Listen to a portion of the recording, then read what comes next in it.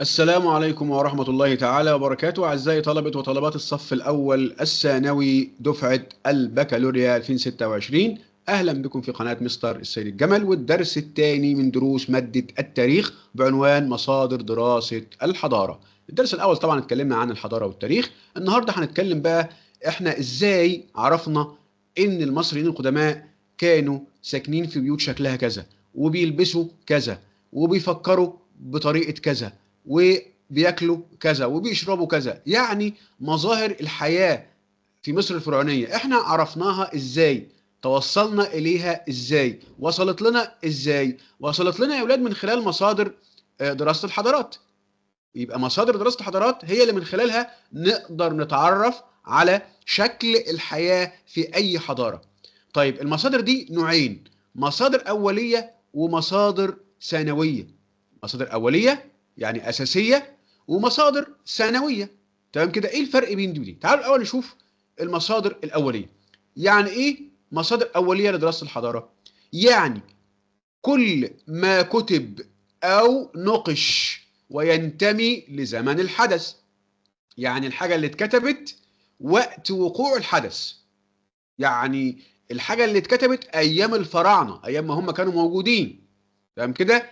يبقى بالتالي الحاجة دي اللي اتكتبت في زمن وقوع الحدث هتبقى أكثر دقة.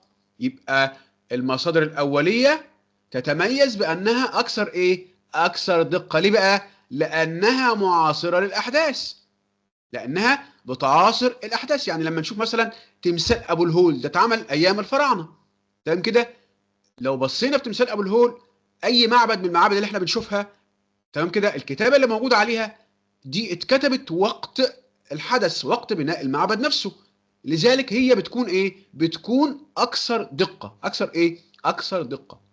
يبقى المصادر الاوليه هي الحاجات اللي اتكتبت او اتناقشت وقت وقوع الحدث. تمام كده؟ بتتميز بانها اكثر دقه لانها معاصره للاحداث. تمام كده؟ طيب المصادر الاوليه دي زي ايه يا مستر؟ عندي ست حاجات يا اولاد، ست مصادر اوليه. اول مصدر الاثار. تمام كده؟ وبعدين النقوش، طبعا هنتكلم عن كل ده بالتفصيل. وبعدين البرديات، الحاجات اللي مكتوبه بورق او على ورق البردي. تمام. الأستراكة، الأستراكة دي اللي هي الفخار لما بيتكسر بيطلع بقايا، او بنسميها احنا شقفه. يعني باللغه السعوديه عندنا اسمها شقفه. تمام كده؟ لما تكسر القله او الفخار، الكسر بتاع الفخار ده اسمه استراكه او شقفه. تمام كده؟ طيب النقود والمسكوكات، الفلوس يعني العمله. كتابات المؤرخين القدماء. تمام كده؟ يبقى الست حاجات دول اسمهم المصادر الايه؟ المصادر الاوليه لدراسه الايه؟ لدراسه الحضارات. تمام كده؟ طيب الست حاجات دول بيتميزوا بايه زي ما قلنا؟ بيتميزوا بانهم اكثر ايه؟ اكثر دقه. ليه؟ لانهم اتعملوا وقت وقوع الحدث. يعني الحاجات دي كلها معاصره للاحداث. تمام كده؟ طيب النوع الثاني من المصادر وهي مصادر ثانويه. مصادر ثانويه. المصادر الثانويه دي بقى بنسميها المراجع. بنسميها الايه؟ المراجع. عباره عن ايه؟ هي المؤلفات التي كتبت بعد مرور سنين من وقوع الحدث. يبقى ما هياش معاصره للحدث، ولكنها اعتمدت في كتابتها على المصادر الاوليه. يعني المصادر الثانويه او المراجع دي ما كانتش معاصره للاحداث، بس اتنقلت من مصادر ايه؟ من مصادر اوليه. اخذت من مصادر اوليه. تمام كده؟ لذلك سميناها مراجع او مصادر ثانويه. بتتميز بايه؟ بانها متوفره وسهل الحصول عليها.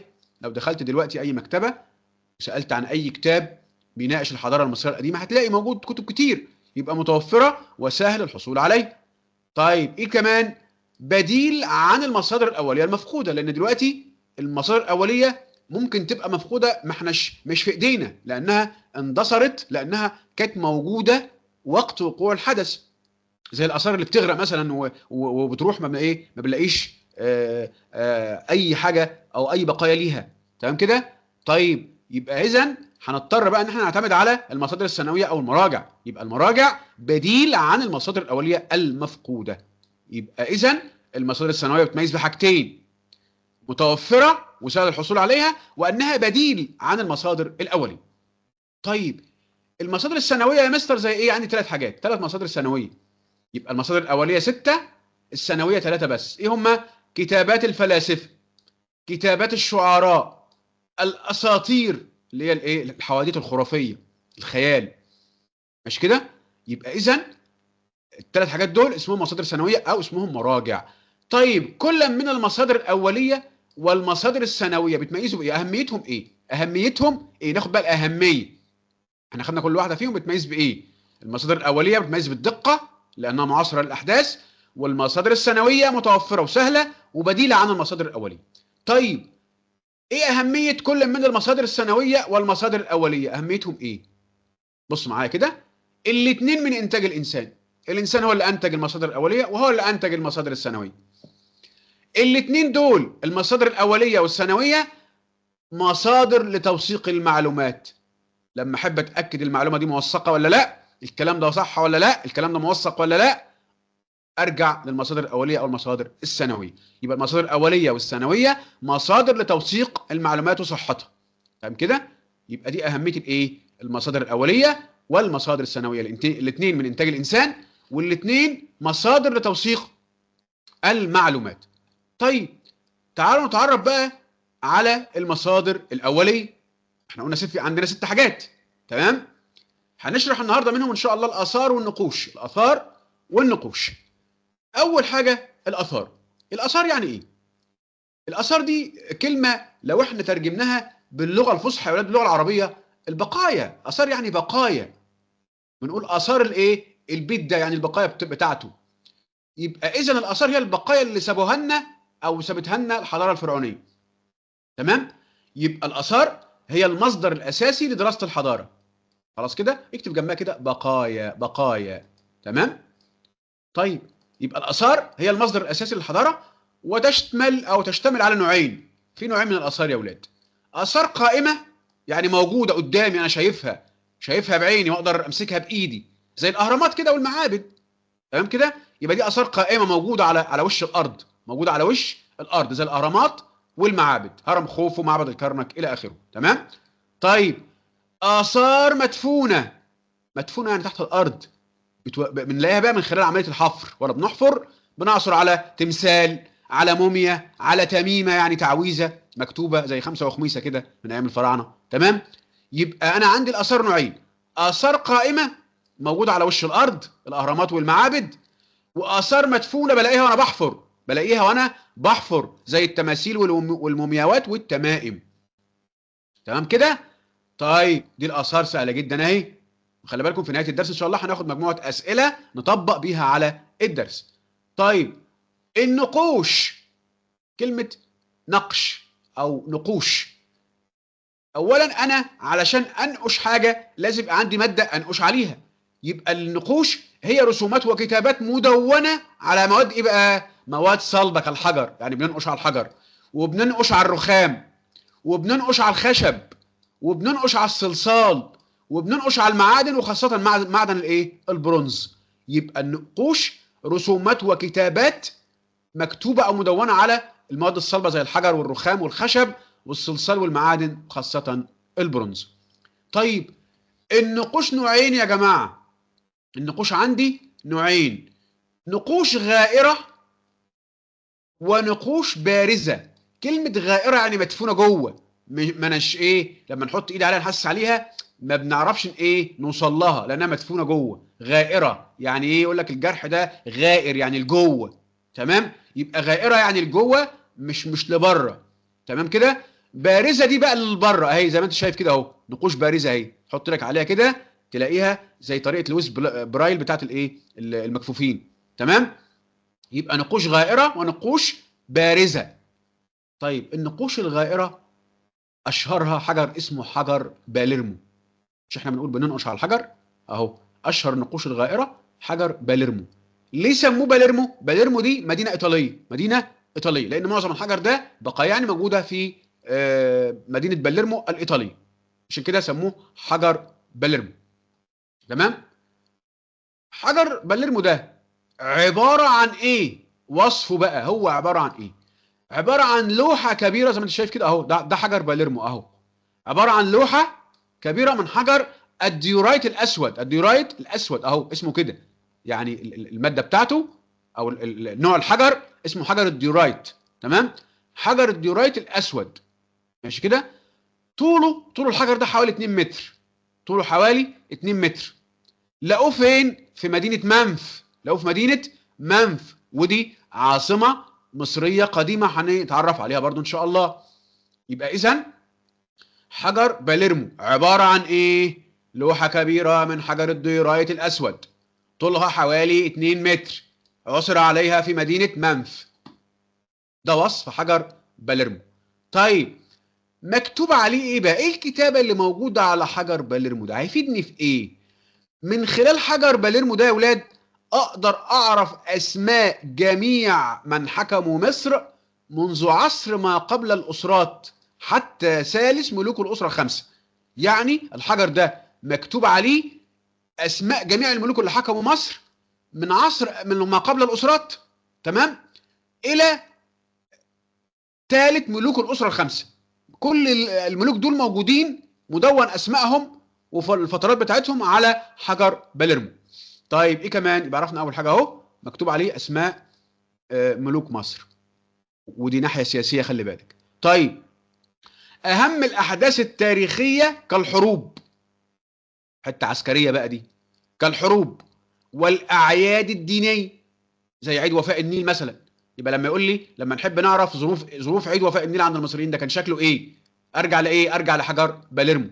يبقى الاعياد الدينيه، اقامه المعابد واقامه التماثيل الكبرى ذات الاهميه الخاصه اللي ليها اهميه زي تمثال ابو الهول مثلا كده. تمام، يبقى لما نعرف عايزين نعرف تفاصيل تمثال ابو الهول نرجع لمين؟ نرجع لحجر باليرمو. يبقى حجر باليرمو مدون عليه ايه؟ مكتوب عليه ايه؟ اسماء جميع ملوك مصر من قبل الاسرات لغايه ثالث ملوك الاسره الخمسه. تمام كده؟ طيب بس كده؟ لا، ده مكتوب عليه كمان اهم الاحداث التاريخيه زي الحروب والاعياد والمعابد والتماثيل.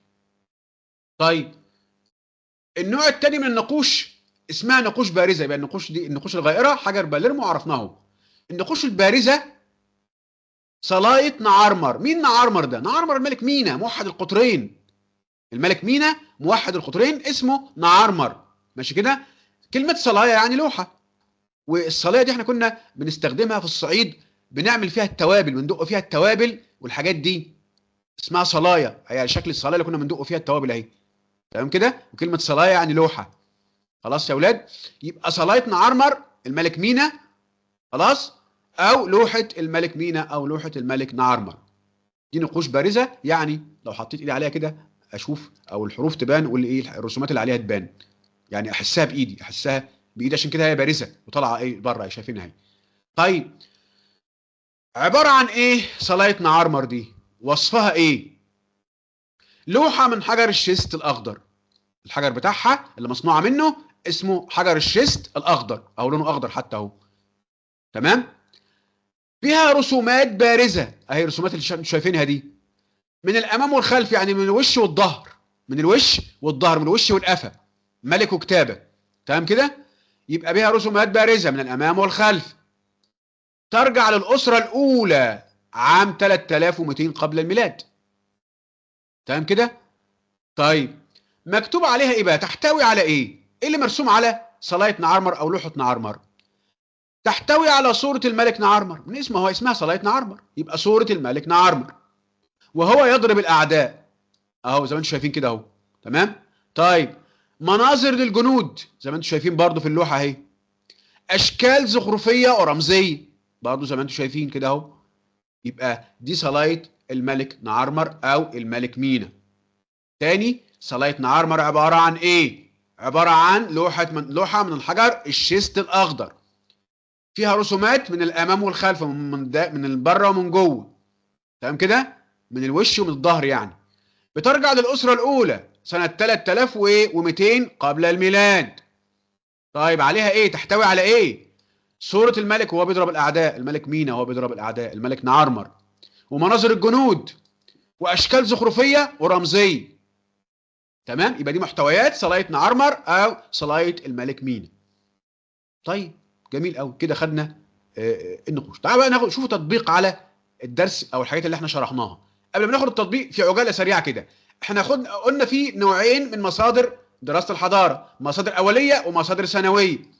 المصادر الاوليه كل ما كتب وينتمي لزمن وقوع الحدث، الحاجات اللي اتعملت في زمن الفراعنه مثلا، تمام كده، هي اكثر دقه لانها معاصره للاحداث. زي ايه؟ 6 حاجات: اثار ونقوش وبرديات واستراكه اللي هي الشقفه اللي هي كسر الفخار، يعني كسر الفخار اسمها استراكه، النقود والمسكوكات، كتابات المؤرخين القدماء. طيب المصادر الثانويه او المراجع، المؤلفات بقى اللي اتكتبت بعد مرور سنين من وقوع الحدث، يعني ما كانتش معاصره للاحداث. طب جابت مصادرها منين او كتابتها منين؟ من المصادر الاوليه، يبقى اعتمدت على المصادر الاوليه. تمام. طيب مميزاتها ايه؟ متوفره وسهله، سهله الحصول عليها يعني، وبديله عن المصادر الاوليه المفقوده اللي احنا ممكن ما بنلاقيهاش. طيب زي ايه المصادر الثانويه؟ 3 حاجات: كتابات الفلاسفه، كتابات الشعراء، الاساطير. تمام كده. ايه اهميه المصادر الاوليه والثانويه؟ اهميتهم ايه؟ الاثنين من انتاج الانسان، والاثنين مصادر لتوثيق المعلومات. من اهم المصادر الاوليه الاثار والنقوش. الاثار مصدر اساسي للايه؟ لدراسه الحضارات، وهي نوعين: اثار قائمه موجوده على وش الارض زي الاهرامات والمعابد، واثار مدفونه عثر عليها اثناء الحفر زي التماثيل والمومياوات والتمائم. تمام كده. طيب النقوش الرسومات والكتابه اللي احنا عاملينها على الحجاره والرخام والخشب والصلصال والمعادن زي البرونز. تمام. النقوش دي نوعين: نقوش غائره لجوه، نقوش بارزه لبره. من اهم النقوش الغائره حجر باليرمو، وباليرمو طبعا قلنا مدينه ايطاليه وايه شرحنا. تمام. حجر باليرمو لوحه كبيره من الدورايت الاسود زي ما انت شايف كده، طولها 2 متر، لقيناها في مدينه منف. طيب بتحتوي على ايه؟ مكتوب عليها جميع اسماء حكام مصر وملوك مصر من عصر ما قبل الاسرات حتى ثالث ملوك الاسره الخمسه. طيب ايه كمان؟ مكتوب عليها كمان الاحداث التاريخيه زي الحروب والاعياد والمعابد والتماثيل الكبرى. طيب النقوش البارزه: صلايه الملك نعار مرمينا، لوحه من حجر الشيست الاخضر فيها رسومات بارزه من قدام ومن ورا، من الامام ومن الخلف، بترجع للاسره الاولى سنه 3200 قبل الميلاد. مكتوب عليها ايه او محتواها ايه؟ صوره الملك نعرمر وهو يضرب الاعداء، ومناظر الجنود، واشكال زخرفيه ورمزيه. طيب تعالوا بقى نطبق على الدرس. قام المؤرخ عبد الرحمن الجبرتي بسرد احداث الحمله الفرنسيه على مصر في كتابه تاريخ الجبرتي باعتباره معاصرا للاحداث، لذلك تنتمي كتاباته الى ايه؟ طبعا طالما معاصر الاحداث يا اولاد يبقى على طول المصادر الايه؟ المصادر الاوليه، طالما ده معاصر للاحداث. تمام، كان موجود ايام الحمله الفرنسيه. طيب كتاب عبقريه عمر للاديب عباس محمود العقاد يعد من ايه؟ طبعا عباس محمود العقاد ده اديب معاصر في التاريخ المعاصر. تمام. ما كانش موجود ايام سيدنا عمر بن الخطاب بس عمل كتاب عنه، يبقى اذا الكتاب ده يعتبر منين؟ يعتبر من المراجع، لانه ما كانش من زمن وقوع الايه؟ من زمن وقوع الحدث، لان كتابات المؤرخين دي مصادر اوليه، البرديات مصادر اوليه، النقوش مصادر اوليه، يبقى المصادر الثانويه كلها هي الايه؟ المراجع، لان ده يعتبر مصدر ثانوي لانه لم يكن معاصرا للحدث. يبقى عباس محمود العقاد ما كانش عايش ايام سيدنا عمر ابن الخطاب، يبقى ده من المراجع. عفوا. رقم 3: تتفق المصادر الاوليه والثانويه في ايه؟ معاصرتهما للاحداث؟ طبعا لا، المصادر الثانويه ما عاصرتش الاحداث. سهوله الحصول عليهما؟ طبعا لا، دي المصادر الاوليه صعب ان احنا نحصل عليها. انهما من صنع الانسان؟ طبعا ايوه، الاثنين من صنع الانسان، الاثنين من صنع الانسان. طبعا اللي بتميز بالدقه هي المصادر الايه؟ المصادر الاوليه فقط. يبقى اذا انهما من صنع الايه؟ الانسان. طيب تتشابه المصادر الاوليه مع المصادر الثانويه في ايه؟ استخدامهما في التوثيق التاريخي؟ طبعا هي دي، الاثنين مصادر للتوثيق التاريخي او توثيق المعلومات. خلاص كده. طيب رقم 5: يمكن دراسة أهم الأحداث التاريخية التي حدثت خلال زمن الأسرة الرابعة. الأسرة الرابعة من خلال إيه؟ لو رجعنا لحجر باليرمو بيقول لي مكتوب عليه أسماء ملوك مصر من عصر ما قبل الأسرات حتى ثالث ملوك الأسرة الخمسة، يبقى إذن بيكلمنا عن مين؟ عن حجر إيه؟ حجر باليرمو. يبقى المقصود هنا حجر إيه؟ حجر باليرمو. خلاص؟ طيب دراسة حجر باليرمو تساعد في التعرف على أحوال مصر الإيه؟ هل السياسية ولا الاقتصادية ولا الاجتماعية ولا العلمية؟ لو بصيت رجعنا تاني كده بيقول لي مدون عليه اسماء جميع ملوك من حكموا مصر. طيب حكم الملوك اللي حكموا مصر ده جانب اقتصادي ولا اجتماعي ولا سياسي؟ طبعا سياسي. يبقى اذا دراسه حجر باليرمو تساعد في التعرف على احوال مصر الايه؟ السياسيه. طيب يمكن الاستفاده من صلايه الملك نعرمر في دراسه العماره المصريه ولا النقود ولا الزراعه ولا الاسلحه؟ لو بصيت على صلايه نعرمر يا اولاد قال لي ان هو مكتوب عليها ايه؟ صوره الملك وهو بيضرب الاعداء، مناظر الجنود. مناظر الجنود متعلقه بالاسلحه، يبقى اذا الاسلحه. يبقى اذا الاسلحه لان ملهاش علاقه بالعماره وملهاش علاقه بالنقود وملهاش علاقه بالزراعه، يبقى الاسلحه لانه بيتكلم عن الحروب. تمام؟ طيب تعتبر المصادر الاوليه من مصادر توثيق المعلومات التاريخيه تؤكد العباره السابقه على اهميه دراسه التاريخ ولا الدقه في تناول الاخبار ولا الحفاظ على الاثار المصريه ولا الانتماء للوطن؟ طبعا المصادر الاوليه قلنا تتميز بانها ايه؟ دقيقه، تتميز بالدقه. ليه؟ لانها معاصره للاحداث، يبقى الاجابه الدقه في تناول الاخبار. اخر سؤال معانا يا اولاد، يتمثل العامل المشترك بين حجر باليرمو وصلايه نعرمر في ايه؟ في وصف المعابد والاهرامات؟ طبعا لا. التاريخ للاسره الفرعونيه الاولى؟ استنى شويه كده. نوع النقوش المدون عليه؟ طبعا مش نوع النقوش. اسماء الملوك؟ طبعا لا. امال العامل المشترك اللي بينهم ايه؟ اهو التاريخ للاسره الفرعونيه الاولى، لان حجر باليرمو بيمتد من عصر ما قبل الاسرات لغايه الاسره الكام؟ ثالث ملوك الاسره الخمسه. تمام؟ طيب وصلايه نعرمر بتتكلم عن الاسره الاولى، يبقى اذا الاثنين بيتشابهوا في ان تاريخ للاسره الفرعونيه الايه؟ الاولى، لان الحجر باليرمو برضه معانا لغايه الاسره الخامسه. تمام كده؟ يبقى بيتشابهوا في التاريخ للاسره الفرعونيه الايه؟ الاولى. كده يبقى وصلنا لنهايه درسنا. نرجو انكم تكونوا استمتعتوا بالدرس. على وعد بلقاء اخر ان شاء الله. استودعكم الله. السلام عليكم ورحمه الله تعالى وبركاته.